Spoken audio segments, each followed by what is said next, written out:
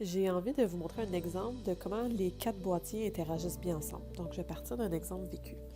Euh, Par exemple, un déclencheur pour moi, c'est quand je fais une erreur. Donc, dans mon rapport à l'erreur, ça me fait vivre des affaires. Ben, une des choses que ça me fait vivre, c'est vraiment de l'insécurité.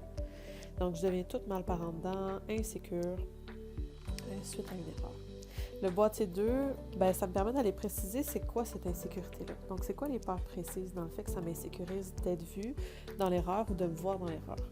Euh, Dans mon cas, il y a plusieurs peurs. La première qui me vient, c'est la peur de me sentir coupable, de me sentir pas correct face à mon erreur. Il y a aussi la peur de ne pas être à la hauteur. Et ultimement, des peurs qui sont plus en relation avec les autres, comme la peur de déplaire à l'autre, dans le fait d'être vu dans l'erreur, et surtout la peur d'être jugé. En fait, les zones sensibles qui sont touchées pour moi, puis il n'y a pas de réponse parfaite, ça dépend de chaque personne. Il y a encore une fois, il y en a plusieurs. Ben, il y a la zone sensible du pas correct, parce qu'en plus de l'insécurité, c'est sûr qu'il y a la culpabilité aussi de faire une erreur.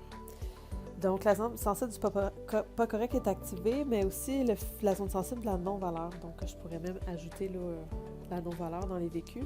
C'est comme si le fait de faire une erreur, ça m'enlève toute la valeur que j'ai comme personne, dans ma compétence, dans mes qualités du cœur. Donc, ça touche ça. Puis, finalement, la zone sensible du rejet, parce que si je suis jugée, pour moi, c'est comme le risque d'être rejetée. Donc, finalement, si on termine avec le boîtier 4 dans le système, bien, le genre de système que je peux avoir avec moi-même, c'est le juge coupable. Donc, je fais une erreur, je me juge, puis finalement, je me culpabilise d'avoir fait l'erreur, puis ça tourne en rond comme ça. Ultimement, comment ça peut se refléter dans ma relation aux autres, c'est le fait d'être intransigeante envers moi, de m'en demander beaucoup. Ça peut faire que l'autre ne se sente pas correct en ma présence. Donc, voici un exemple de comment les 4 boîtiers qui sont utilisés ensemble permettent vraiment d'approfondir le fonctionnement relationnel là, dans le vécu, dans ce cas-ci.